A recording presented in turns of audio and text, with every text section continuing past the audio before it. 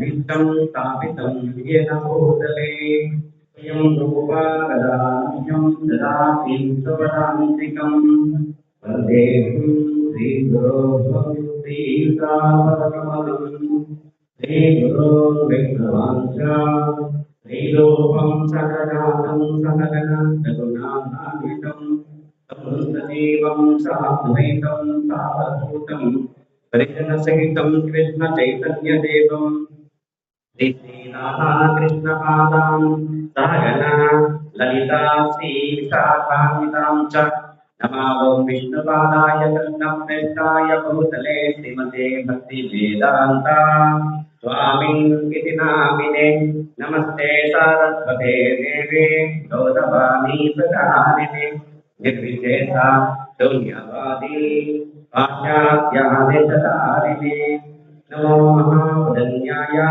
कृष्णप्रेमप्रदायते कृष्णाय कृष्णचैतन्य नामे गौरक्षे नमः नमो ब्रह्मण्यदेवाय गोब्राह्मणहिताय जगद्पिताय कृष्णाय गोविन्दाय नमो नमः।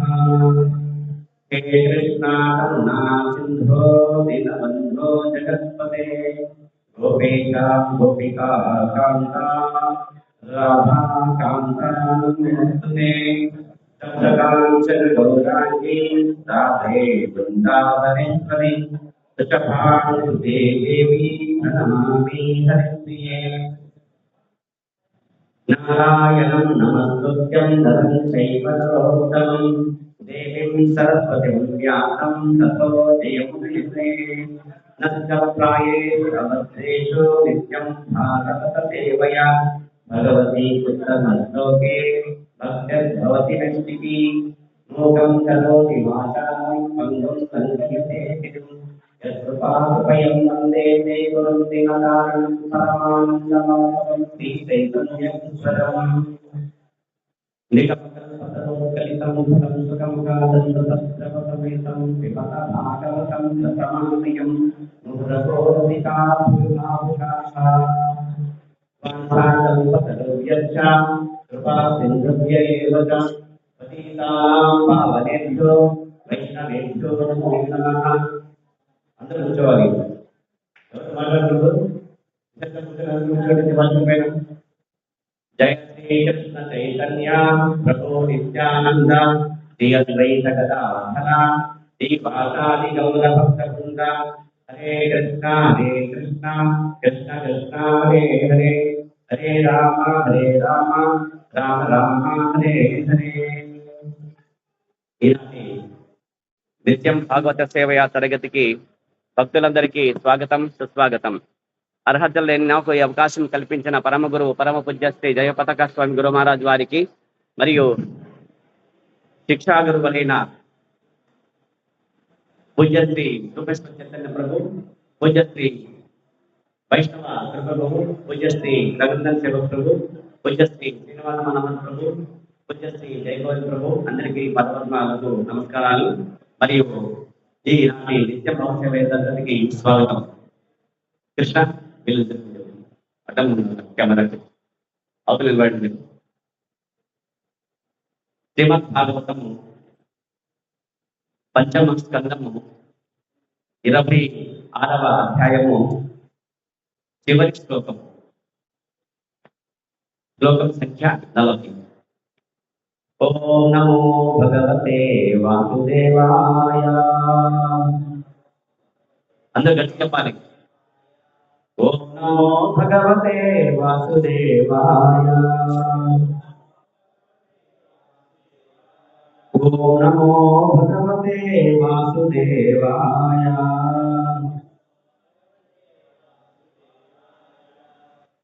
ఓ దీపవర్ష సరిదర్శనభచ్చముద్రా పాతాళి నరక గణలోక సంస్థా గీతామయా తవ కృపాద్భుతమీశ్వరస్య స్థూలం బహు సకల జీవ నికాయ ధామ. ఓ దీపవర్ష సరిదర్శనభచ్చముద్రా పాతాళి నరక సంస్థా గీతామయా తవ రూపామృతమీశ్వరస్య దూతం బహు సకల జీవనికాయ ధామ. అందరు చెప్పండి. ప్రతి పదార్థం భూ, ఈ భూమండలం యొక్క ద్వీప, ఇతర ద్వీపముల యొక్క వర్షములను, సరిత్ నదులను, అద్రి పర్వతములను, నభ ఆకాశమును, సముద్రములను, పాతాళ అధోలోకములను, దిక్కులను, నరకలోకములను, భాగలోక నక్షత్రములు, ఉన్నత లోకములు, సంస్థ పరిస్థితిని, గీత వివరింపబడినది, మయా నాచే, తవ నీకు, రూప ఓ రాజా, అద్భుతముకు, ఈశ్వరస్య భగవంతుని యొక్క, స్థూలముకు, బహుః రూపము, సకల జీవనికాయ సకల జీవరాశికి, ధామ ఆవాస స్థానము, భావం. అది అందరూ కూర్చోవాలి. ఎవరు తిరగరాలి ఇక్కడ దర్శనం చేసుకోండి. కూర్చోండి. ముందు వచ్చిన వాళ్ళు ఇక్కడ అర్థాలు నిలబడుతుంది. ఇక్కడ కృష్ణ మీరు ఇద్దరు కూర్చోండి. మరి చేసుకుని దర్శనం భాగవత నిత్యం భాగ సేవ అయ్యాలి. ఫస్ట్ భాగవతం వినండి, తర్వాత దర్శనం చేసుకోండి. కూర్చోండి. భావము చెప్తున్నారు. పరీక్షిత్ మహారాజుకు సుఖదేవ గోస్వామి చెప్తున్నాడు. ఇక్కడ వ్యాసమహర్షి కుమారుడు, రాజా, భూమండలమును, ఇతర ద్వీపములను, వాణి వర్షములను, నదులను, పర్వతములను నేను వర్ణించితిని. ఆకాశమును, సముద్రములను, అధోలోకములను, దిక్కులను, నరక లోకములను, నక్షత్రములను కూడా వివరించితిని. ఇవన్నీ కలిపియే భగవంతుని విరాట్ రూపమవుతున్నది. ఆ రూపమునే సమస్త జీవరాశి ఆశ్రయించి ఉన్నది. ఈ ప్రకారము భగవంతుని అద్భుతముకు బాహ్య రూప విస్తారము నేను వివరించి చెప్పితిని. శ్రీమద్ భాగవతంలోని ఈ వర్ణనము, నరకలోకం యొక్క వర్ణన అధ్యాయం 26వ అధ్యాయానికి సంబంధించి ఇక్కడ వివరణ పూర్ణమయ్యేంటున్నారు. ఇక్కడ రాజా అంటే ఎవరు? పరీక్షిత్ మహారాజు. ఎవరు చెప్తున్నారు రాజా అంటే? ఎవరు తెలుస్తున్నారు? సుఖదేవ గోస్వామి తెలుస్తున్నారు. ఇక్కడ ఈ అధ్యాయం అంటే ఈ అధ్యాయం నందు అంటే ఈ పంచమ స్కందం నందు మరి మొత్తం 26వ అధ్యాయంలో నరకలోకం యొక్క వర్ణన గురించి చెప్పడం జరిగింది అనమాట. మరి ఇంతకు పూర్వం శ్రీ జగన్నాథ వరదే సుభద్రమాయికి జై, శైల ద్రౌపదికి జై. హరే కృష్ణ. ఇక్కడ భూమండలం గురించి, మరి ఇతర ద్వీపముల గురించి, మరి ఈ భూలోకంలో మరి అంటే మొత్తం సృష్టికి వచ్చేసి సప్త సముద్రములు, సప్త ద్వీపములు అని చెప్పేసి చెప్పడం జరిగింది అనమాట. అందులో వచ్చేసి జంబూ ద్వీపం అంటే మేముండే ఈ ద్వీపము. కాబట్టి ఈ జంబూ ద్వీపంలో వర్షములు అంటే 9 వర్షములు ఉన్నాయి. అందులో మేముండే వర్షం పేరు భరత వర్షము. భారత ఖండము, భారతదేశం అని చెప్పేసి కూడా అంటారన్నమాట. వాటి గురించి మరి వర్షముల గురించి వివరించడం అంటే ఇవి అనమాట, దేశములని అర్థం. కాబట్టి నదుల గురించి కూడా అంటే ఒక్కొక్క వర్షములో ఒక్కొక్క లోకంలో ఉండే అక్కడ ఉండే పర్వతాలు, తర్వాత అక్కడ ఉండే నదులు, తర్వాత ఆ ప్రాంతము, ఆ దేశం గురించి వర్ణించడం జరిగింది. ఆ విధంగా ఆకాశమును గురించి కూడా చెప్పినాడు ఆయన. ఎవరు? పరీక్షిత్ మహారాజు చెప్పినాడు. సముద్రముల గురించి కూడా చెప్పడం జరిగింది. సప్త సముద్రములు అని చెప్పేసి అధోలోకాలు, ఇవి 7 లోకాలు, సప్త లోకాలు, సప్త లోకాలు. తర్వాత అష్ట దిక్కులు, దిక్కుల గురించి కూడా చెప్పడం జరిగింది. ఒక్కొక్క దిక్కుకు ఎవరు అధిష్టాన దేవత, ఎన్ని దిక్కులు అనేవన్నీ చెప్పడం జరిగింది. తర్వాత నరక లోకాలు 28 నరక లోకాలు, అక్కడ ఉండే పాపాల యొక్క డిపార్ట్మెంట్ వచ్చేసి వేల సంఖ్యలో ఉంటాయని చెప్పడం జరిగింది అనమాట. తర్వాత నక్షత్రములు, కాబట్టి నక్షత్రములు సప్తర్షి మండలము, ఆ పైన ఉండే నక్షత్ర మండలము పైన ఉండే మరి ధ్రువ నక్షత్రము, మరి ధ్రువ మహారాజు గురించి కూడా ఇవన్నీ వర్ణించడం జరిగింది అని చెప్పారన్నమాట. కాబట్టి ఇవన్నీ కలిపియే భగవంతుని విరాట్ రూపము అవుతుంది. భగవంతుని యొక్క విరాట్ రూపం ఏదవుతుందంటే ఇవన్నీ కలిపే అనమాట. కాబట్టి ఈ సమస్తము, ఈ బ్రహ్మాండము అనేది ఏముంటే ఈ విశ్వము అంటాం. వీటిని ఏమంటాం మనము? విశ్వము. ఈ విశ్వంలో ఉండే దానికి దీనిని బ్రహ్మాండం అంటాము. ఇక్కడ 14 లోకాలు ఉంటాయి, ఉత్పాదన లోకాలు, మరి సప్త సముద్రములు, మరి సప్త ఖండములు, ఆ విధంగా ఆయా నక్షత్రాలు, నదులు, లోకములు, పర్వతములు, మరి నక్షత్రములు, వివిధ విషయాల గురించి ఇవన్నీ అంటే ఏదైతే అధోలోకములు ఉండే సప్త లోకాలలో మరి పాతాళ లోకము భగవంతుని యొక్క పాదము, మరి అదేవిధంగా భగవంతుని యొక్క మరి తలభాగం ఏంటంటే మరి బ్రహ్మదేవుడు ఉండే సత్యలోకం. కాబట్టి ఇవన్నీ ఇక్కడ వర్ణించాలన్నమాట. దీన్ని ఆపాద మస్తకము భగవంతుడి యొక్క విరాట్ స్వరూపము యొక్క విరాట్ రూపుడు ఎవరైతే ఉన్నారో విరాట పురుషుడు, ఆయన భగవంతుడు, ఆయనే విష్ణువు. ఆ విష్ణువు గురించి వర్ణించడం జరిగింది. ఆ విష్ణువు యొక్క వర్ణనను ఎవరైతే వింటారో లేదా ఎవరైతే చెబుతారో, ఎవరైతే స్మరిస్తారో వాళ్ళు మరి ఆధ్యాత్మిక జగత్తుకు పయనిస్తారని చెప్పేసి కూడా మరి ఇక్కడ సుఖదేవ కోసం చెప్పడం జరిగింది అనమాట. కాబట్టి ఈ ప్రకారం భగవంతుని అద్భుతము బాహ్య రూప విస్తారము నేను వివరించి చెప్పింది అని చెప్తాడు. కాబట్టి ఇది భగవంతుని యొక్క బాహ్య రూపము యొక్క విస్తారం. ఇది బాహ్య రూపము, అంతర్రూపం గురించి మనకి ఇంకా తెలియదు.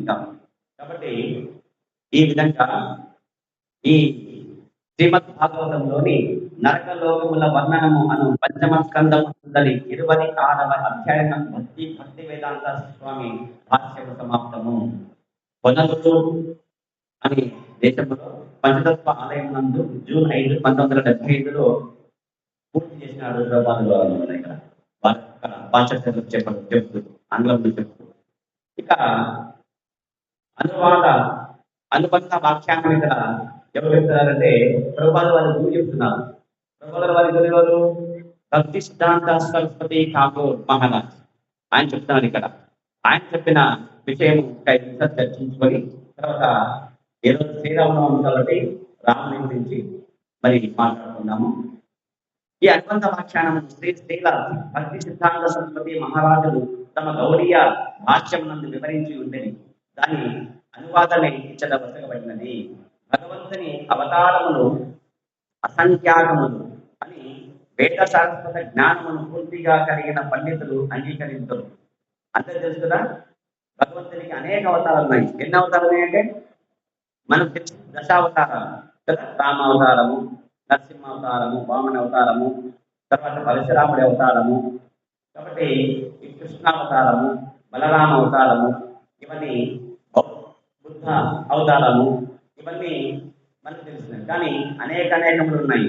ఎన్ని ఉన్నాయంటే సముద్రపు ఒడ్డున ఉండే ఇసుక లేని ఒడ్డు ఎన్ని ఉంటాయో చెప్పలేనన్ని ఉన్నాయి భగవంతుడి యొక్క అవతారాలు, అసంఖ్యాకములు అని ఎవరు అంగీకరిస్తారు? పండితులు. ఎవరు పండితులు? ఎవరైతే వేదములను చదివి ఉంటారో, ఎవరైతే భగవంతుడు శ్రీకృష్ణ భగవానుడిని తెలిసి ఉంటారో వాళ్ళు ఇవన్నీ అంగీకరిస్తారు అని చెప్పేసి ఇక్కడ చెప్తున్నారు. అట్టి అవతారములను ప్రాభవ, వైభవ అను 2 వర్గములుగా చెప్పవచ్చని చెప్పేసి వర్గీకరించవచ్చని చెప్పారనమాట. శాస్త్రానుసారము ప్రాభవ అవతారములు తిరిగి 2గా విభజించబడినవి.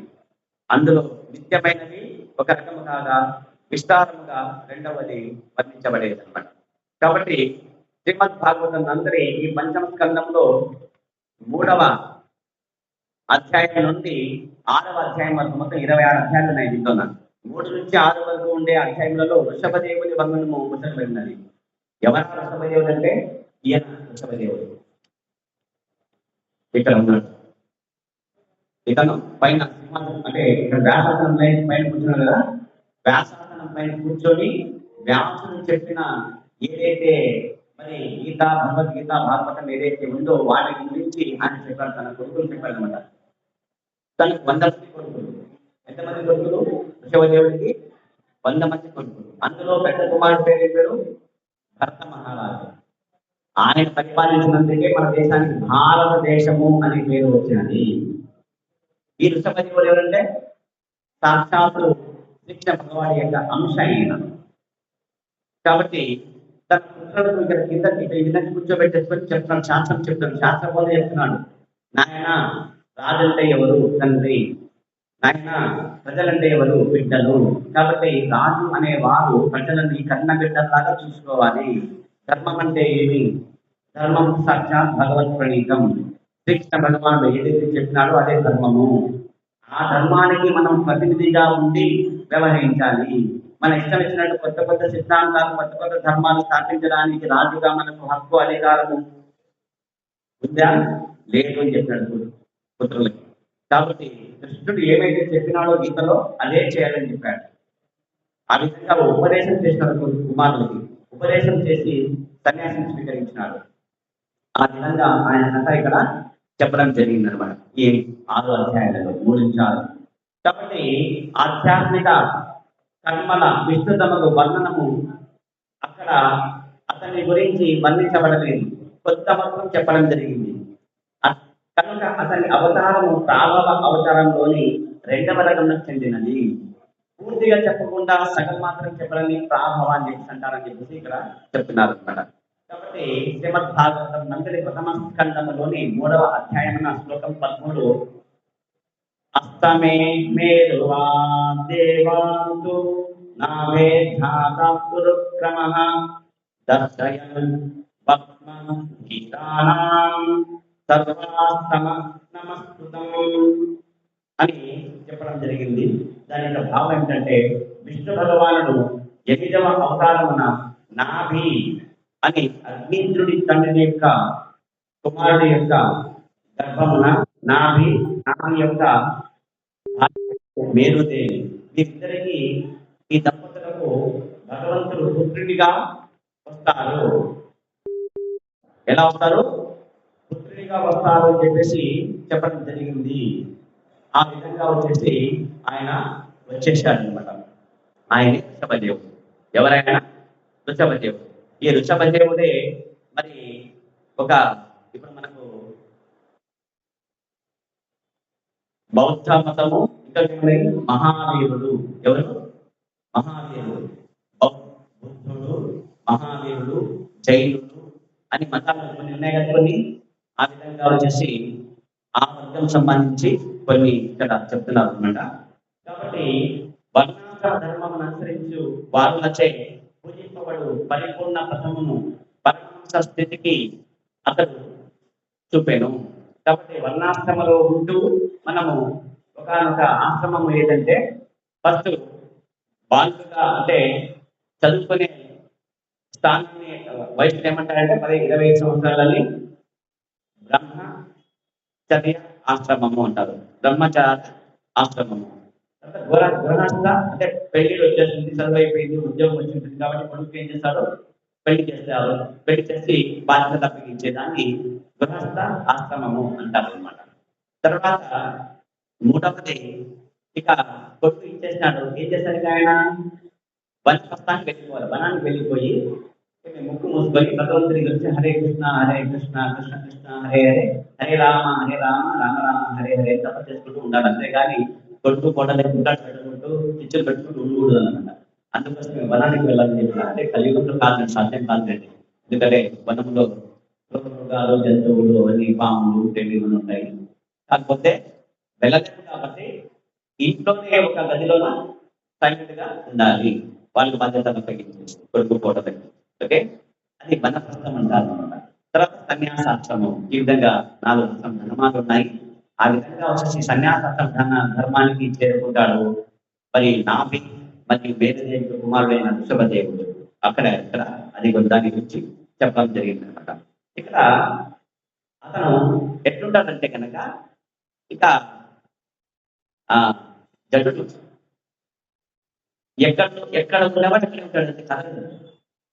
అక్కడే తింటాడు, అక్కడే తాగుతాడు, అక్కడే పడుకుంటాడు, అక్కడే కూర్చుంటాడు, అక్కడే మనం విసర్జన చేస్తాడు, అక్కడే మూత్ర విసర్జన చేస్తాడు.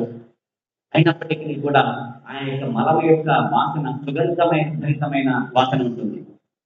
మామూలు మలం యొక్క వాసన ఎటువంటి దుర్గంధంతో ఉంటుంది కదా. ఎందుకంటే ఈయన భగవదంశ కాబట్టి ఆయన మలంలో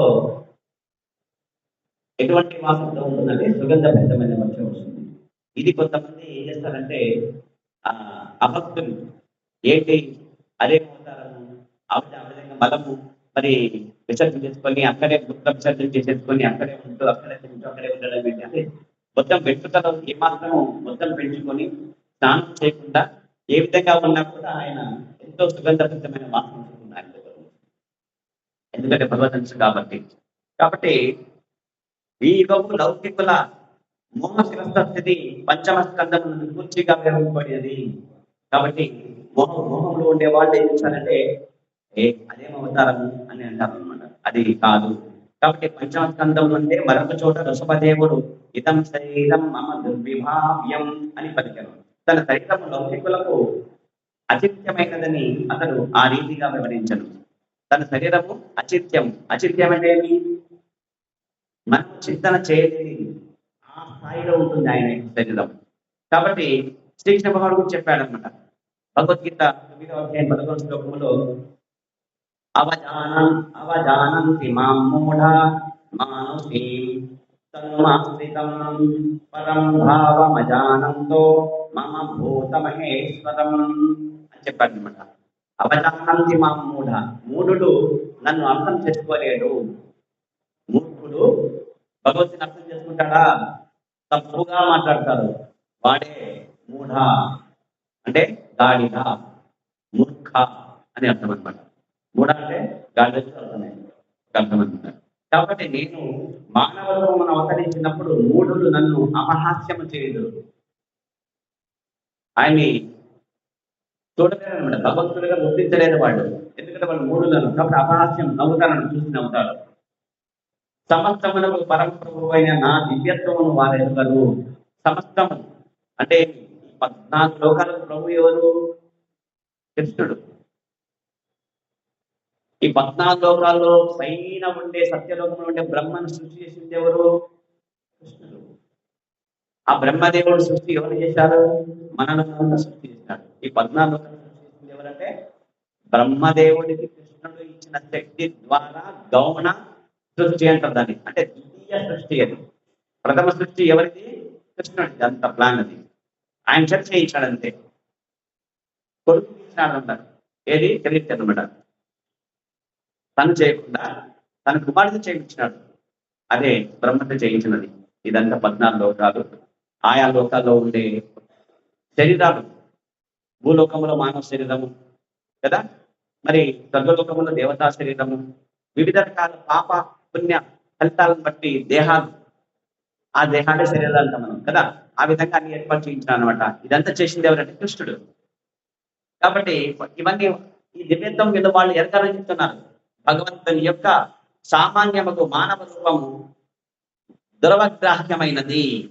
అది మానవుడికి అర్థమవుతుంది అంటే అసాధ్యం, దుస్సాధ్యం కదా. కాబట్టి అది అంత సులభంగా అర్థం చేసుకోలేడు మానవుడు. వృషభదేవుడు ప్రత్యక్షముగా ఇదే పలికెను. ఆధ్యాత్మిక స్థితిలో తన దేహం ఉంది అని చెప్పినాడు.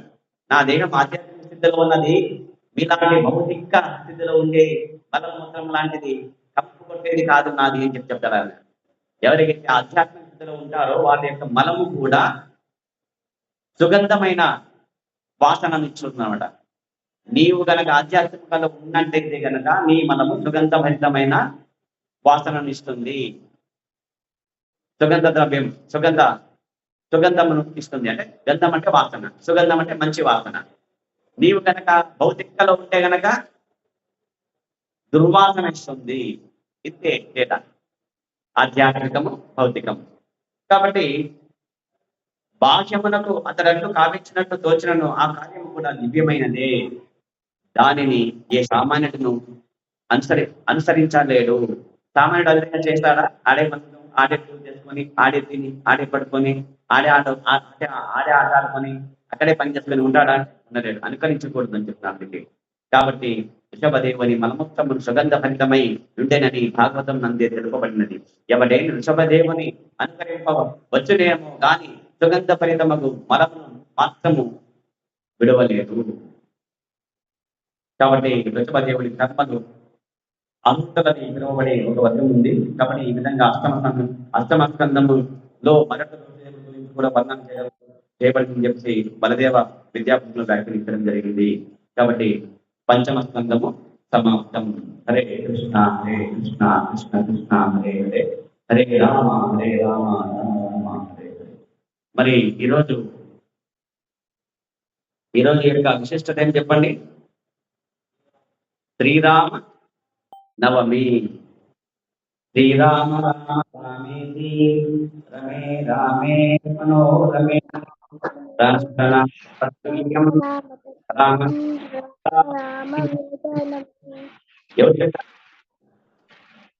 శ్రీరామ రామ రామేతి రమే రామే మనోరమే సహస్రనామ తత్తుల్యం రామనామ వరాననే.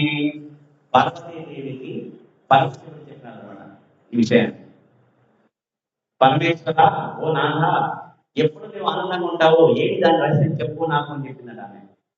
నేనేమో విష్ణు సహస్రం విష్ణు సత్కారో భూత భవ్య భవత్ప్రభు భూత భూతాత్మ భూత భావన అని సహస్రనామాలు పలుకుతున్నాను రోజు నేను. కానీ నాకు ఆనందం రావడం లేదు. నువ్వు ఎప్పుడు చూసినా ఆనందంగా ఉంటావు. ఓ నాథ, ఓ పరమనాథ, ఓ పరమేశ్వర, చెప్పు ఏం చేస్తున్నావు నువ్వు చెప్పు అని చెప్పి అడిగిందట భార్య. ఎవరు? పార్వతీదేవి. అప్పుడు చెప్పాడు ఆయన, నేనేం చేయడం లేదు. ఏమి? శ్రీరామ రామ రామేతి రమే రామే మనోరమే సహస్రనామ తత్తుల్యం రామనామ వరాననే. రామ రామ రామ అని చెప్పేసి నేను పలుకుతానంటే ఆ జపమాల ఉంటుంది శివుడి దగ్గర. చూసినారా? జపమాల ఉంటుందే ఉండదు శివుడి దగ్గర. కాబట్టి ఆయన ఎవరి మంత్రము ఎవరి నామం జపం చేస్తాడు? ఆయన రామనామమే చేసేది ఆయన. ఒక ఆయన చెప్పాడు నాకు, గురుస్వామి అంట శివుడు మానేశాయన. లేదు, ఆయన శివుడు అమ్మవారి నామం జపం చేస్తాడని చెప్తాను. భవానీ నామం కాదు. ఆయన చెప్పారు దగ్గర. ఇక్కడ ఏమో చెప్పారు, కేనో పాయల విష్ణునామ శాస్త్రం చెప్పి చెప్తాను. ఎవరు? పార్వతీదేవుడు. పార్వతి శ్రీ పార్వతి ఉవాచ అని చెప్పి విష్ణు సహస్రనామ సూత్రంలో ఉంది కదా, ఈశ్వర ఉవాచ అని ఉంటుంది. ఫస్ట్ శ్రీ పార్వతి ఉవాచ, పార్వతీదేవి ఉవాచ చెప్పాను. ఏం చెప్పాను? కేనోపాయన విష్ణునామ శాస్త్రకం. ఈ విష్ణు సహస్రనామం 1000 నామాలు చెప్పేది. దాంట్లో ఏదైనా చిన్నగా షార్ట్ కట్ ఏదైనా ఉందా చెప్పు నాథా అని అడిగింది అనమాట.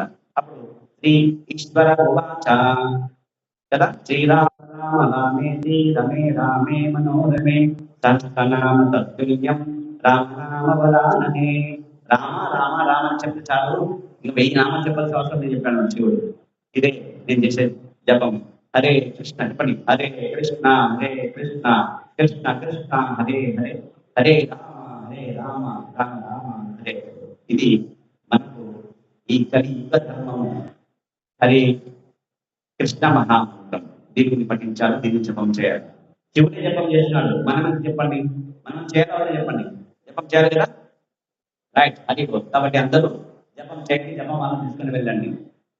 ఈరోజు శుభదినం. ఈరోజు శ్రీరామచంద్రుని ఆవిర్భావ మహోత్సవంకి జై. రామకథ వినని వారు ఎవరైనా ఉన్నారా ఇక్కడ? చేతండి. రామ అంటే ఎవరు? రాముడు ఎవరు? నాకు తెలియదు, ఎప్పుడు వినలేదు అనేవాళ్ళు ఎవరైనా? వింత జంతువు ఎవరు ఉన్నారు ఇక్కడ? వింత జంతువు వినలేదు అంటే వాళ్ళు మనుషులే ఉంటారు. వాళ్ళు ఎవరుంటారు? వింత జంతువు అంటే మనిషిలాగా ఉంటాడు కానీ మనిషి కాదు. కాబట్టి రామకథను వినని వారు ఉండరు. నంబర్ 1. రామనామము చెవుల పడని వారు ఉండరు. అవునా కదా? రామనామం చెవులో ఎవరికైనా పడలేదా ఇంతవరకు? ఎవరికైనా ఇప్పుడు ఈరోజు వింటున్నారా? శ్రీరామ రామ రామేతి రమే రామే మనోరమే సహస్రనామ తత్తుల్యం రామనామ వరానని ఇప్పుడే కదా రామ అని శబ్దం ఎప్పుడో వింటారు కదా, చాలాసార్లు వింటారు. రామాలయం లేని ఊరు ఉందా? రాముడి దేవాలయం ఉందని ఊరు ఉందా లేదా చెప్పండి? లేదండి. ప్రతి ఊర్లో హనుమంతుడు ఖచ్చితంగా ఉంటాడు. ఉంటాడు చెప్పండి. ఆయన కంటే చిరంజీవి ఆయన, ఇప్పటికీ ఇంకా ఉన్నాడు ఆయన. హనుమంతుల వారు రాముడి యొక్క సేవకుడు రామదాస్ కదా, రాముడి యొక్క సేవకుడు ఆయన. కాబట్టి ఆయన ఉండే దేవాలయం, ఆయన లేని దేవాలయం ఊరు ఉంది అంటే ఆయన లేదు. ఆయన దేవాలయం లేని ఊరు ఉందంటే లేదు. అలాగే రాముడు లేని దేవాలయం ఉందంటే కూడా లేదు. కాబట్టి మన దేశంలో ప్రతి ఊళ్ళో ఖచ్చితంగా కనీసంగా చిన్న అంటే పూర్వమైనా ఉండి ఉండొచ్చు. ఈ ప్రస్తుతానికి ఉండకపోయి ఉండొచ్చు, కానీ పూర్వమైన ఖచ్చితంగా ఉంటుంది ఖచ్చితంగా. కాబట్టి రామరాజ్యం వంటి రాజ్యపాలన కావాలని కోరుకోని వారు ఉంటారా? ప్రతి ఒక్కరు ఏమంటారు చెప్పండి? రామరాజ్యం కావాలని కోరుకుంటారు ప్రజలు, అవునా కాదు చెప్పండి? అంటే రాముడు అంత గొప్పగా పరిపాలించాడు, ప్రజలను కన్నబిడ్డలాగా చూసుకున్నాడు. కాబట్టి రామరాజ్యం కోరని వారు ఉన్నారు. రామసేతు గురించి యుగ యుగాలలో జనులు చర్చించుకుంటున్నారు. రామసేతు ఇండియాలో ఇప్పుడు ఎక్కడ ఉంది రామసేతు? రామేశ్వరం కదా. రామేశ్వరం నుంచి ధనుష్కోటి అనే ప్రాంతం నుంచి లంక వరకు అప్పుడు సీత అన్వేషణలో మరి అక్కడ లంక అధిపతి దశకంఠుడు రావణాసురుడిని ఆయనతో యుద్ధం చేసి సీతమ్మ తీసుకొచ్చేటప్పుడు మరి వానరులంతా కలిసి హనుమంతులు అందరూ కలిసి అక్కడ సేతును ఏర్పాటు చేస్తారు. దాన్ని రామ సేతు అంటారు అనమాట. అక్కడ ఇప్పటికీ ఎప్పుడు త్రేతాయుగంలో ఎప్పుడు జరిగింది ఇది రామచంద్ర నిర్మాణము? త్రేతాయుగంలో జరిగింది. త్రేతాయుగం అంటే ఇప్పటికి ఎన్ని సంవత్సరాలు అయిపోయింది తెలుసా మీకు? కలియుగం యొక్క ఆయుష్ 4,32,000 సంవత్సరాలు. దీంట్లో ఇప్పటికి 5,270 సంవత్సరాలు మాత్రమే అయిందంటే ఇది ఒకటి. ద్వాపరయుగం యొక్క ఆయుష్ దీనికి రెట్టింపు. కలియుగం ఇంత 432,000 అంటే ఏమి? 432,000 4,32,000 సంవత్సరం. దీనికి రెట్టింపు అంటే 8,64,000 సంవత్సరాలు. ఇవి రెండు యాడ్ చేసుకోండి. అంటే ఇప్పుడు అయితే 5,000 కదా, 5,000 ప్లస్ 8,64,000 5 యాడ్ చేసి ఎంత? 69. అంటే 8,69,000 సంవత్సరాలకు పూర్వం జరిగినది ఇది రామశేతు. ఇంకా పూర్వం ఇంకో 10 లక్షల రోజులు కలుపుకోవచ్చు, నో ప్రాబ్లం. ఎందుకంటే దీనికి 3 రెట్లు త్రేతాయుగం. ఎన్ని రెట్లు త్రేతాయుగము? 3 రెట్లు. కలియుగానికి 3 రెట్లు అంటే 432 3 వేసేసుకోండి, అన్ని వేలు అనమాట. కాబట్టి ఆ విధంగా ఇప్పటి జనులు చర్చించుకుంటున్నారో చెప్పండి రామక్షేత్రం గురించి. ఉన్నాయని చెప్పండి. లోపల వెళ్ళండి, మీరు హిందూ మహాసముద్రంలో దూకండి, దూకే మీకు కనబడుతుంది రామక్షేత్రం కదా. కాబట్టి ఆ రామక్షేత్రం నాస్తికులకు అర్థం కానట్టి సమస్య అయితే భక్తులకు మాత్రం గొప్ప భక్తి స్ఫూర్తిదాయకము. ఒకే బాణం ఒకే పత్ని అనే విషయంలో శ్రీరాముని ఖ్యాతి అపారమైనది. రాజులంటే ఎంతమంది అయినా చేసుకోవచ్చు, రాములుగా ఎంతమంది శ్రీరామ్ వ్యవహారం చేసుకోవచ్చు అని చెప్పేసి చెప్తారన్నమాట. కానీ అంటే అంత పూర్వం అంతకంటే పూర్వం ఉండే యుగంలో ఆ విధంగా జరిగిందనమాట, ఎప్పుడు సత్యయుగంలో. కాబట్టి అక్కడ ఏమైందంటే ఆ విధంగా వాళ్ళు ఉండడానికి ఒక కారణం ఉండి ఉండవచ్చును. కానీ రాముడు ఆ విధానాన్ని పెట్టాలని చెప్పేసి ఒకే భార్య ఒకే బాణం అనే నినాదాలు తీసుకొచ్చాడు. కాబట్టి రాముడి యొక్క భార్య ఎవరు? రాముడి భార్య, రామచంద్రుడి యొక్క భార్య ఎవరు? సీతామహాదేవి. కాబట్టి సీతమ్మ. కాబట్టి ఆయన ఒకే పత్ని అంటే ఒకే భార్య ఒకే బాణం అంటే ఒకే బాణం అంతేగా, ఎక్కువ అంతేగా, ఒక బాణంతో క్లోజ్ చేస్తారు అంతే, ఎంత శక్తివంతులైనా సరే. శ్రీరాముడి ఖ్యాతి ఆ విధంగా అపారమైపోయింది. పితృవాక్య పాత్రలో గురువులను సేవించడంలో, సోదరులను ప్రేమించడంలో, స్నేహితులను ఆదరించడంలో, దాసులను కరుణించడంలో, ప్రజలను కన్నబిడ్డల వలె కాపాడడంలో, ధర్మ పరిరక్షణలో, ఆశ్రయించిన వారికి కనికరించడంలో, అల్పమైన సేవనైన అద్భుతమైనదిగా భావించడంలో రాముడికి రాముడే సాటి. చూడండి ఆయనలో ఎంత మంచి సుగుణాలు ఉన్నాయి చూడండి. రాముడు ఎటువంటి వాడని చెప్పేసి ఒకసారి అడుగుతారన్నమాట. ఎవరంటే వాల్మీకి మహర్షి 62,000 సంవత్సరాలు తపస్సు చేసి ఆయనకు బ్రహ్మజ్ఞానం ఇచ్చి రామాయణం రాయమని చెప్పినప్పుడు తనకు ఆ విధంగా తపస్సు చేయని చెప్పింది ఎవరంటే వాల్మీకి గురువు నారద మహర్షి, దేవర్షి నారదుడు. ఆయనతో అంటున్నారన్నమాట. అప్పుడు చెప్తాను నేను ఇవన్నీ చెప్తారు. ఏం చెప్తారంటే ఒకే భార్య, ఒకే బాణం, పితృవాక్య పాలనము, గురువులను సేవించడము. రామచంద్రుడు ఏమేమి చేసినాడో అవి మనము తూచా తప్పకుండా పాటించాలి. మనకు ఆయన ఆదర్శ పురుషుడు. ఆయన శ్రీరామచంద్రుడు నిలువెత్తు ధర్మ విగ్రహం ఆయన. కాబట్టి ఆయన చేసిందే ధర్మం. ఒకే భార్య అనేది ఆయన ధర్మం, ఒకే బాణం అనేది ఆయన ధర్మం. కాబట్టి ఒకే మాట పైన ఉండాలన్నమాట. కాబట్టి ఇక్కడ ఏం చెప్తున్నాడు? ఇంకా పితృవాక్య పాలన ఏం చేస్తాడు రాముడు? పితృవాక్య పాలన అనేది తండ్రి మాట విన్నాడు. తండ్రి ఏం చెప్పినాడు? తెల్లారితే కనుక శ్రీరామ పట్టాభిషేకం జరగాలి. శ్రీరాముడిని రాజ్యాభిషేకం చేసి పట్టాభిషేకం చేసి యువరాజు స్థాయి నుంచి చక్రవర్తి స్థాయికి తీసుకురావాలి. కానీ మధ్యలో ఏమైపోయింది? మధ్యాహ్నానికి అనౌన్స్మెంట్ అయిపోయింది, సాయంత్రానికి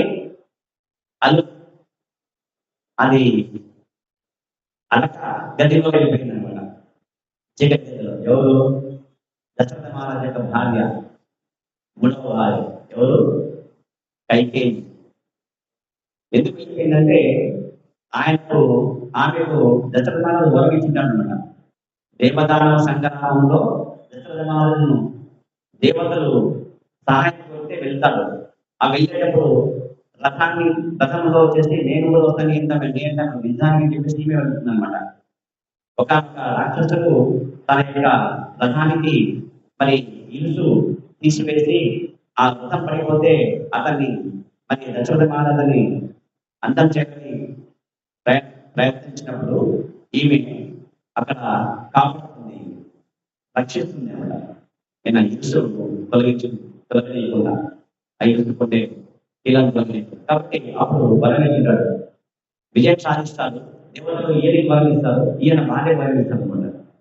ఇప్పుడు ఏమవుతుంది? మంత్రాన్ని ఏమవుతుంది? సేవకు ఉంటుంది.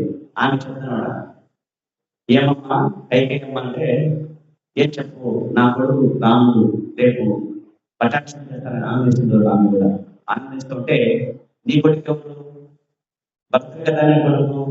రాముడు నా కొడుకు, నా పెద్ద కొడుకు ఉంటుంది. కాదు రాముడు ఎవరు కొడుకు చెప్పు? సుమిత్రమ్మ కొడుకు. సుమిత్రను కౌశల్య కొడుకు. ఆమె పెద్ద పట్టగ్రామి, నువ్వు చిన్నామె. నీ కొడుకు రాజైతే నీవు ఎవరు ఏమవుతావు? రాజమాత అవుతావు. ఆమె ఇప్పుడు కౌశల్య రాజమాత అవుతుంది, రాముడు రాజైతే నువ్వు దాసి అవుతావు. నీ భర్త కాదు కదా రాజు, కాబట్టి మాట వినడానికి. కాబట్టి నా దాసి అవుతావులే అని చెప్తున్నాడు. ఎవరు పొందర. అప్పుడు వెంటనే తీరు మారిపోతుంది. అంటే వెంటనే చెప్తుంది, పిలిచి భర్తని పిలిచి, దశరథ మహారాజా నాకు వరవశాలు. కాబట్టి ఆ వరం ప్రకారం రామచంద్రుడు 14 సంవత్సరాలు వనవాసానికి వెళ్ళాలి. ఎప్పుడైతే 14 సంవత్సరాలు ఒక ఊరిని విడిచి వెళ్ళిపోతాడో వాళ్ళకి హక్కు ఉండదు అంతే వచ్చి అడగడానికి. ఇది నా ఊరు, ఇది నా పదవి, ఇది నా ఇల్లు, నా దీంట్లో నాకు హక్కులు, నాకు ఈ ఆస్తిలో నాకు వాటా ఉంది నాకు అనే ఆశతో కోల్పోతారు అనమాట ఆ యుగం ప్రకారంగా. అందుకే 14 ఏళ్ళు వనానికి వెళ్ళిపోతారు రాముడు అని చెప్తుంది. నా కుమారుడు భరతుడిని పట్టాభిషేకం చేయండి అని చెప్తున్నాను అనమాట. ఆ విధంగా మాట ఇచ్చినాడు. కాబట్టి అక్కడ రామచంద్రుడికి ఆ మాట చెప్పలేక, అడిగిపో అని చెప్పలేకనే ఆయన ఉంటాడు. కానీ తనే తండ్రి మనసుని వెతికి ఆయన బొమ్మ చెప్పడు, వెళ్ళిపోతాడు, వెళ్ళిపోతాడు. అది పితృవాక్య పాలన. ఇక గురువులను సేవించడం. ఎవరు వాళ్ళ ఆయన గురువు ఎవరు చెప్పండి? వశిష్ఠ మహర్షి వచ్చేసి ఆయన కుల గురువు. మరి ఇంకో గురువు ఉన్నాడు ఆయన, ఎవరు? కౌశిక యాగం కాల్చిదమ్మని అని రామభద్రం వినరయ్య మాట విన్నారా మీరు? అమ్మాయి ఏమంటది విన్నారా మీరు? లవకుశల పాట ఉంది. విశ్వామిత్రుడు ఎవరైనా విశ్వామిత్రుడు యజ్ఞం చేస్తా ఉంటే కదా దండకారణ్యంలో మరి రాముడి యొక్క సైన్యం రాక్షసులు వచ్చేసి ఎవరు వాడు? ఇద్దరు ప్రధానంగా వాళ్ళు ఆటంకం కలిగిస్తున్నారు. అంటే రక్త మాంసాలు వేస్తున్నారు యజ్ఞంలో, వాళ్ళని నిర్వహిస్తారన్నమాట. మారించ స్వభావం కదా. అక్కడ పెద్ద సమస్య దండకారం అంతా వాళ్ళదే, వాళ్ళ క్రితంగానే వాళ్ళకి మించిన వాళ్ళు శక్తి లేదని చెప్పేసి పరిష్కృతం చేసుకుంటారు వాళ్ళు. ఆ విధంగా చేస్తున్నప్పుడు ఇక్కడ దశరథ మహారాజు వస్తారనమాట. ఎవరు? విశ్వామిత్రుడు. నీ కుమార్తె రామచంద్రుడు నాతో పాటు పంపు, యజ్ఞానికి రక్షణ కల్పించాలని అంటే ఉంటారు. అప్పుడు ఏడుస్తాడు. 14 ఏళ్ళు కదా, చాలా సుకుమారమైన వాడు నా కుమారుడు రామచంద్రుడు, ఎప్పుడు యుద్ధం చేయలేదు. నేనైతే దేవదానవ సంగ్రామంలో రాక్షసులతో యుద్ధం చేస్తాను, నాకు అనుభవం ఉంది, నేను వస్తానని ఆయన అన్నాడు. కోపగించుకుంటాడు.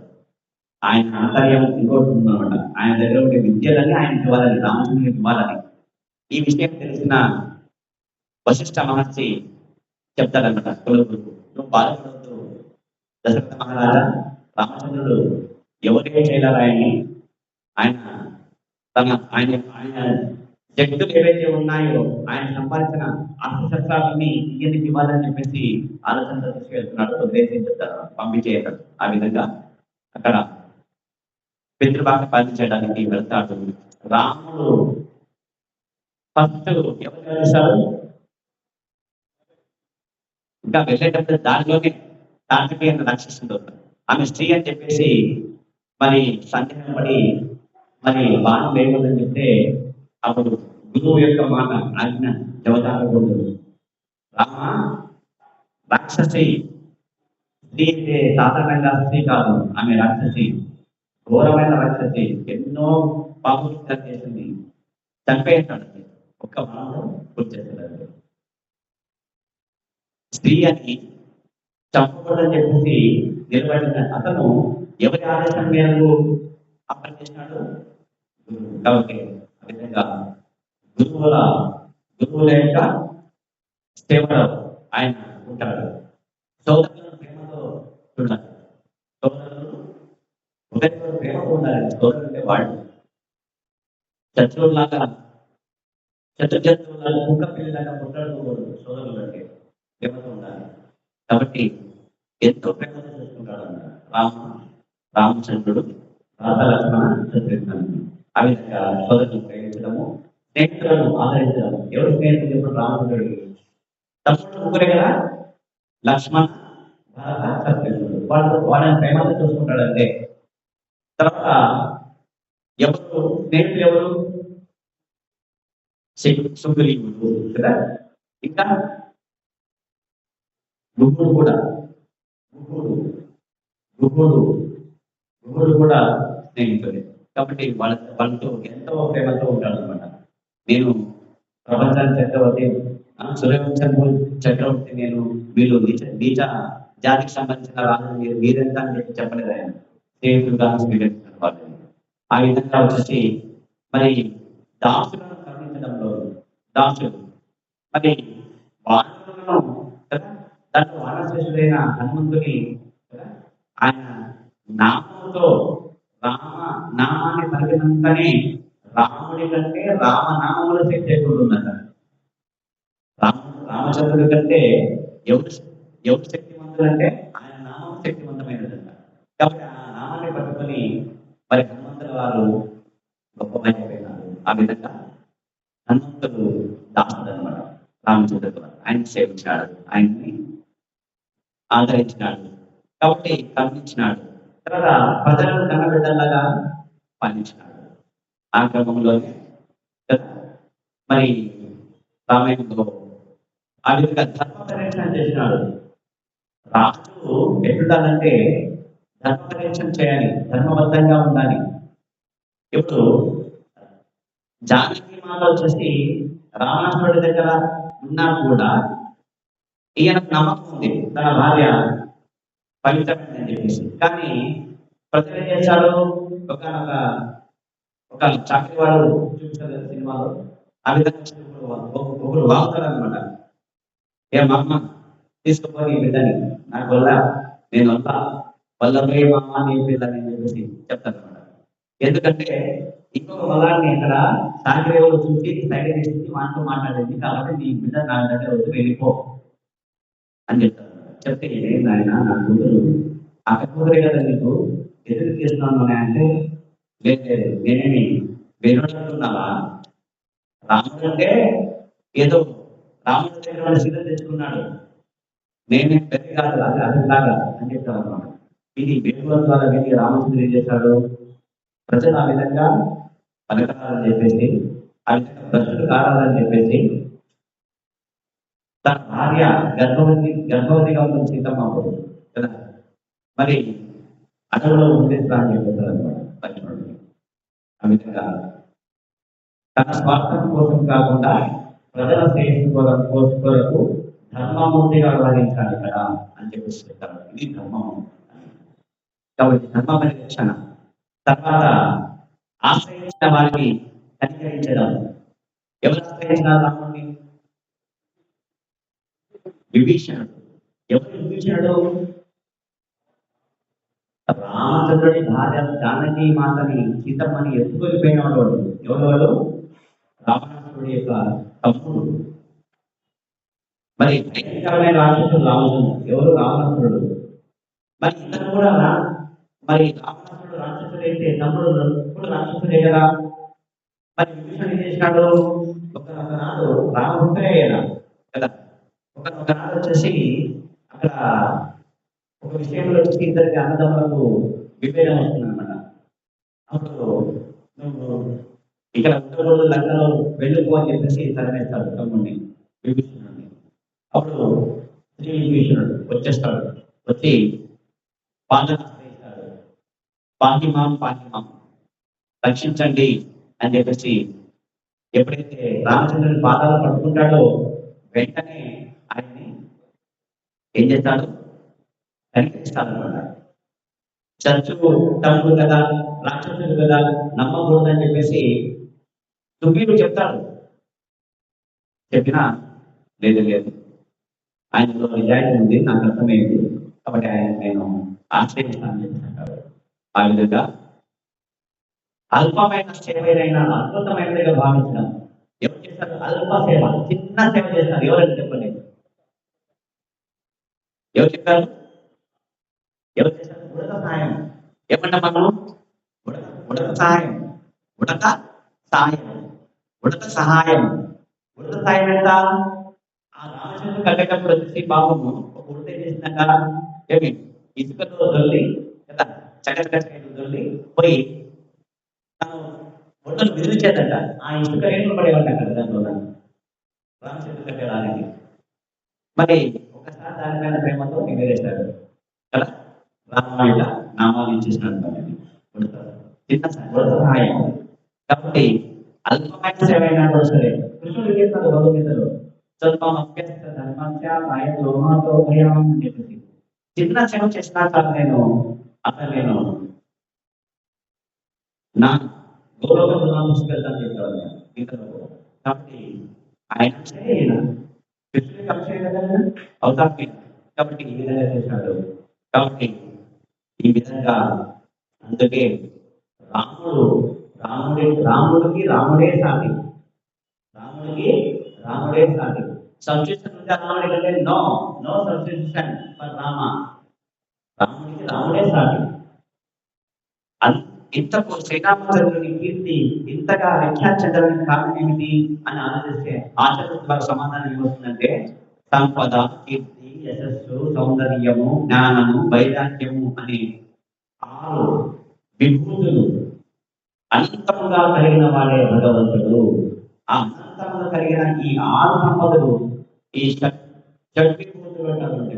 ఏంటంటే సంపద. సంపద అంటే ఏమి? ధనం కదా. ఎక్కువ ధనం ఎవరు చెప్పండి? ధనానికి అధిపతి ఎవరు? ధనానికి అధిష్టానం దేవత ఎవరు చెప్పండి? లక్ష్మీదేవి కదా. లక్ష్మీదేవి ఎవరి దగ్గర ఉంటుంది? విష్ణు దగ్గరే ఉంటుంది, కృష్ణుడి దగ్గరే ఉంటుంది. మరి ఆమె సేవకిగా ఉంటుంది అక్కడ, పాద సేవ చేస్తూ ఉంటుంది అక్కడ, విష్ణువు దగ్గర పాదం దగ్గర పాదం ముందు సేవ చేస్తూ ఉంటుంది. కాబట్టి ధనానికి అదృష్ట దేవత ఆమె, అన్ని అష్టసిద్ధులకు అధిష్టాన దేవత ఆమె. ఆమె భగవంతుని పాదాల దగ్గర ఉంటుంది అన్నమాట. కాబట్టి మన దగ్గర 1,00,000 రూపాయలు ఉందనుకో, ఎవరైనా 10,000 అడిగితే తీసుకో గోవింద 10,000 అంటే నా దగ్గర ఉంటాయి 1,00,000 రూపాయలు, 10,000 ఎంత ఉంటాయి? 90,000 ఉంటాయి కదా. కానీ భగవంతుడి అట్లా కాదు, ఎంత ఇచ్చినా తరగదు. 1,00,000 ఇచ్చినా కూడా ఆయన దగ్గర అట్టనే ఉంటాయి. అది సంపద అంటే, తరగతి సంపద ఉంటుంది ఆయన దగ్గర.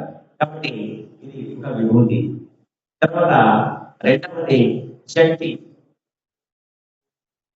ఆయన భగవంతుడి శక్తి ఎంత చెప్పండి కదా. చిన్న బాలుడుగా ఉన్నప్పుడే, ఇంకా 8 రోజుల పిల్లాడంటే పెద్ద ఒక రాక్షసి పూతన ఎవరు ఎక్కడ బృందావనంలో విషపాలు తాగడానికి వచ్చేస్తుంటుంది కదా. మరి రాక్షసిని సర్పాలు తాగుతూ చంపేస్తారు అంతే. అంతే శక్తివంతులు అంటే. భద్రమాయికి దయచేసి దయ. కాబట్టి ఆ విధంగా శక్తివంతుడు. ఇంకా అనేక గోవర్ధన గిరిని ఎడమ చెయ్యి చిటికిన వేలు గోటి పైన ఎత్తి పెట్టుకుంటాడు. 7 రోజులు 7 రాత్రులు 7 పగలు. ఇది శక్తివంతుడు అంటే భగవంతుడు.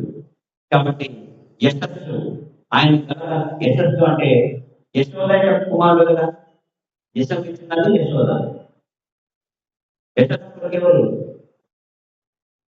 యశోద కొడుకు ఎవరమ్మా? కృష్ణ కదా. మరి యశస్సు ఎవరిదంటే కృష్ణుడిదే అనమాట. ఆ యశస్సు ఇస్తుంది అమ్మ. కాబట్టి యశస్సు అంతా అంటే కీర్తి అంతా ఏమిటంటే కృష్ణుడిదే, ఆ భగవంతుడిదే. సౌందర్యము, మరి రాముడి అందాన్ని చూసి మోహించి పురుషులంతా 16,000 మంది వచ్చినారంట. రామ మమ్మల్ని పెళ్లి చేసుకోని చెప్పేసి. సృష్టికి విరుద్ధము పురుషుడిని వివాహం చేసుకోకూడదు. ఇంకో జన్మలో నేను ఇంకొక అవతారంలో ఇంకొక యుగంలో మీరు స్త్రీలుగా నేను పురుషుడుగా పుడతాను, అదే కృష్ణుడుగా నేను దాపరిగా వస్తాను, మీరంతా స్త్రీలుగా పుడతాను. ఆ 16,000 మంది ఆ వచ్చినమాట. అంత అందంగా ఉంటాడు రాముడు. తండ్రి దశరథ మహారాజు కూడా కన్నులొక్కప్పుడు వేరే కట్టించుకుంటాడు కుమారుడు రాముడిని. తన దగ్గర వచ్చి దండ పెట్టిపోతాడు తండ్రికి. ఎవరు? రామచంద్రుడు. వస్తే కర్ణాటక చూసాడు కొడుకును. అంత అందంగా ఉంటాడు ఆయన. ఆయన కంటే మీకు అందంగా ఉండేవాళ్ళు ఎవరు లేరు. కాబట్టి అందం ఎవరు ఉందంటే భగవంతుడు కృష్ణుడు రాముడు. కాబట్టి సౌందర్యం అందం అంటే. ఆ తర్వాత జ్ఞానం.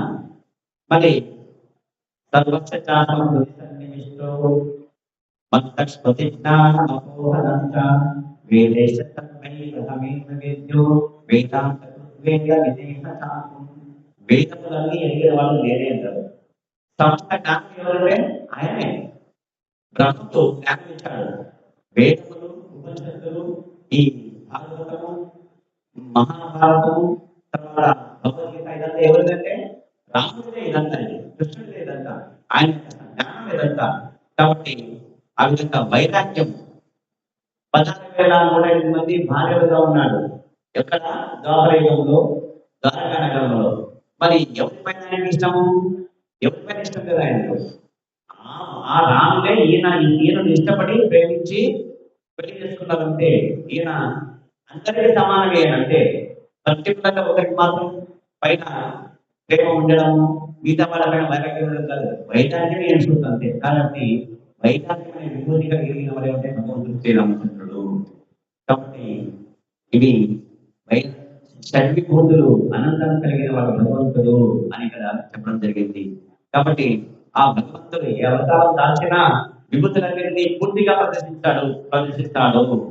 కాబట్టి షడ్విభూతులు కలిగిన భగవంతుడు ఏ అవతారం తీసుకున్నా కూడా ఆ విభూతులు అట్టనే ఆయన ఉంటాయన్నమాట. కాబట్టి అన్ని ఉంటాయి, అన్ని శక్తులు ఉంటాయి. కాబట్టి శ్రీరామచంద్రుడు ధన్వంతరి అవతారాలు యశస్సునే భగవద్గీతని గుర్తించాయి. అందుకే శ్రీరామచంద్రుని ఖ్యాతి యుగ యుగాలకు కీర్తించబడుతుంది. భగవద్ విభూతులను మహిమే అటువంటిది. కాబట్టి భగవంతుడి విభూతి యొక్క మహిమలు ఉంటాయి అక్కడ. కాబట్టి శ్రీమద్ భాగవతంలో నవమ స్కందంలో శ్రీరామచంద్ర లీలలు సుఖదేవ గోస్వామి పరీక్షిత్ మహారాజుకు చెప్పడం జరిగింది. శ్రీమద్ భాగవతంలో 9వ స్కందంలో ఉందన్నమాట. శ్రీరామచంద్రుడు కదా, ఆయన యొక్క జన్మము, తర్వాత సీతాదేవిని మరి కళ్యాణం చేసుకోవడము, ఇవన్నీ అందులో ఉన్నాయి. అక్కడ చెప్పడం జరుగుతుంది. కాబట్టి పరమ భగవంతుడైన సుఖదేవ గోస్వామి చెప్పిన రామకథని ఇప్పుడు భక్తి ప్రధానంతో చెబుతాము. ఇది కట్వాక మహారాజు పుత్రుడు దీర్ఘబాహుడు. శ్రీరామచంద్రుడి వంశం చెప్పండి. ఏ వంశం వారైనా? సూర్యవంశం. సూర్యవంశంలో మొట్టమొదటి రాజు ఎవరైనా ఖట్వాంగుడు. ఆ ఖట్వాక మహారాజు యొక్క పుత్రుడు దీర్ఘబాహుడు. ఆ దీర్ఘబాహుడు యొక్క పుత్రుడు యశస్వి అయిన రఘు మహారాజు. ఆ రఘు మహారాజుకు అజుడు అనే కొడుకు ఉంటాడు. రఘు మహారాజు కొడుకు ఎవరు? అజుడు. అజుడికి కుమారుడు దశరథ మహారాజు. దశరథ మహారాజు యొక్క కుమారుడు ఎవరు? శ్రీరామచంద్రుడు. ఈ విధంగా ఇక్కడ చెప్పడం జరిగింది. దేవతలచే ప్రార్థింపబడి పరతత్వమైన భగవంతుడు చతుర్భుజముతో, ఎంతమంది వాళ్ళు? చతుర్భుజములు కదా. చాతుర్భుజం తెలుసు కదా, ఎవరు? వాసుదేవ, తర్వాత సంకర్షణ, ప్రద్యుమ్న, అనిరుద్ధ, ఇవి చాతుర్వ్యూహాలు అన్నమాట. ఈ చాతుర్వ్యూహాలే ఇక్కడ రామచంద్రుడు, లక్ష్మణుడు. వాసుదేవ అంటే ఎవరు? రాముడు, శ్రీరాముడు. తర్వాత మరి లక్ష్మణుడు ఎవరు? బలరాముడు. సంకర్షణుడు, ఆదిశేషుడు. ఎవరు?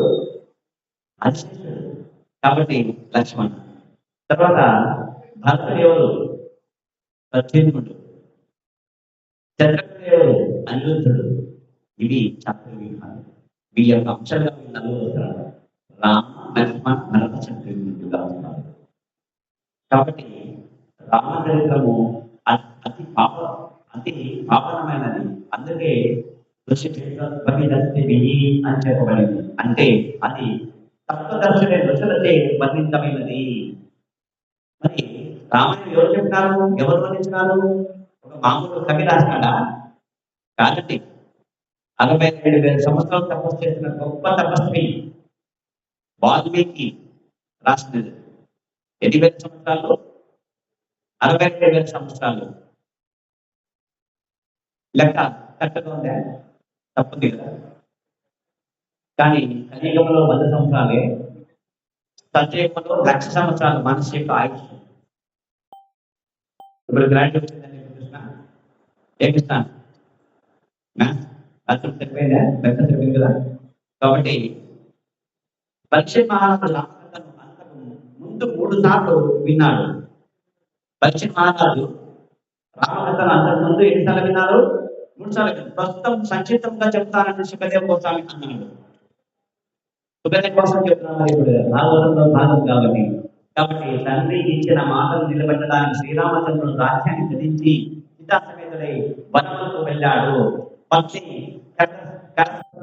భయపడాలంటే కోమలమైన పాదపద్మములతో అతడు వనాలలో తిరిగాడు. తరువాత కామదృష్టియైన రావణుని సోదరి శూర్పణఖ ముక్కు చెవులు కోసి కురుబిగా చేయడం జరిగింది. ఖరదూషణాది 14,000 రాక్షసులు శ్రీరాముడు వధించాడు. ఖరదూషణాదులు ఖరుడు, దూషణుడు అని చెప్పేసి రాక్షసుల యొక్క 14,000 మంది చాలా భయంకర రాక్షసులు. మీరు ఈ పర్ణశాల దగ్గర ఉండాలన్నమాట. వాళ్ళు చంపేస్తాడు. ఎవరు? రామచంద్రుడు. 10 తరాల రాముడు సీతాదేవి యొక్క ఆకర్షణీయమైన రూపాన్ని కూర్చి విని కామపీడితుడై ఆమెను అపహరించాలని అనుకున్నాడు. శ్రీరాముని ఆశ్రమాన్ని దూరంగా పంపడానికి మారీచుని బంగారు చిలుకగా రూపంలో పంపాడు.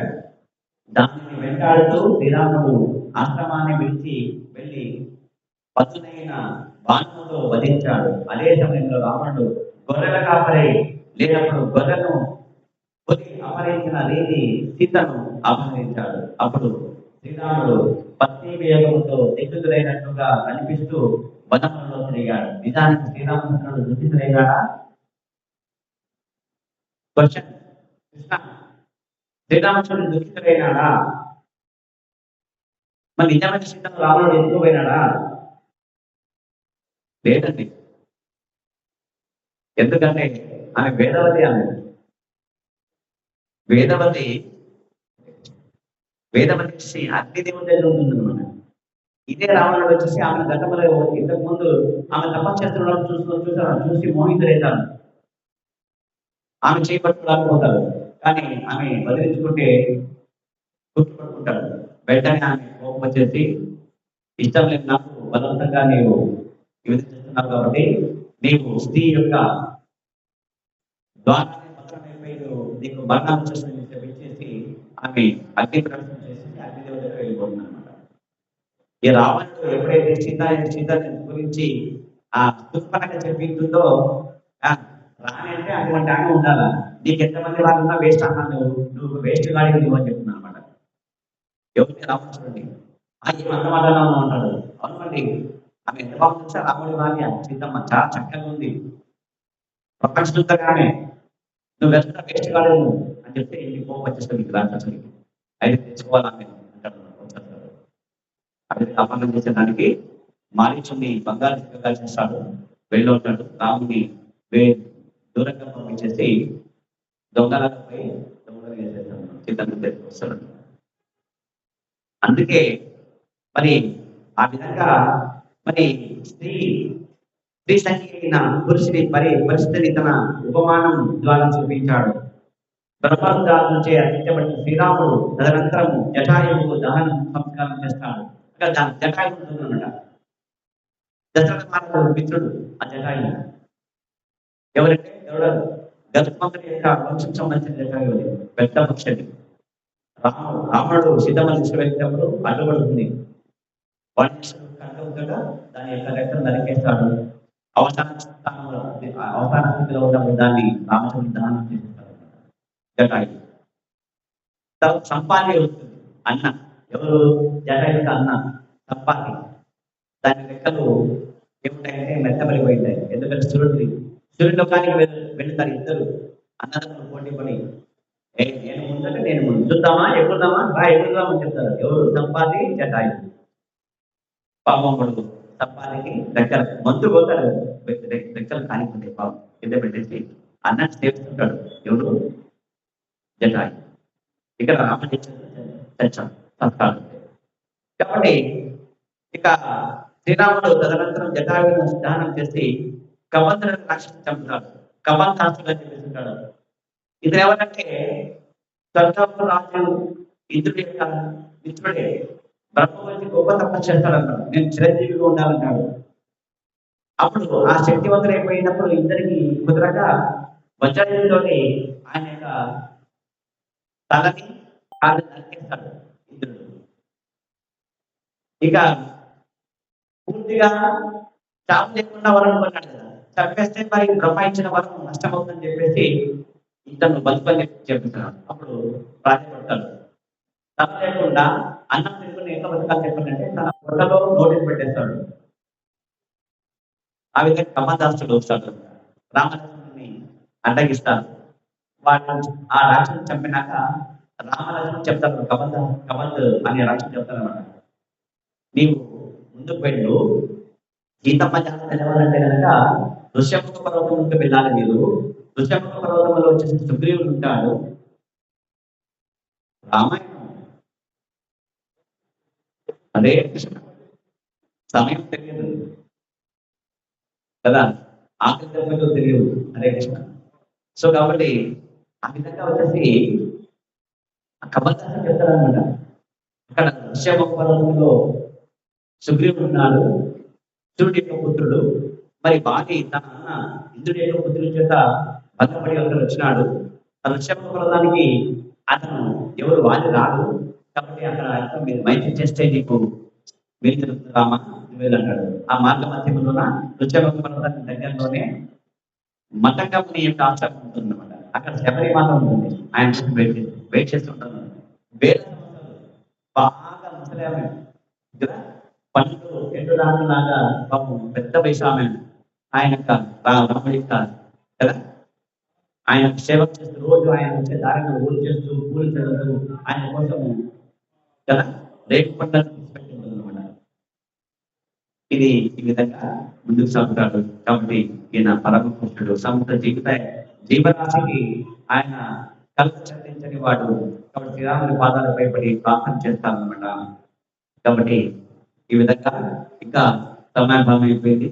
రాముని యొక్క కథని మరి సాయంత్రము శ్రీరామ లక్ష్మణ సీతా సమేత రామలక్ష్మణ మరి హనుమంతుల యొక్క విగ్రహాల అభిషేకం మరి మహాశంకాభిషేకం ఉంటుంది. అంత కథా ప్రసాదం సాయంత్రం అందరూ 5 గంటల తర్వాత దేవాలయం కావాల్సిందిగా ఇస్కాన్ రావాల్సిందిగా ప్రార్థిస్తున్నాము. హరే కృష్ణ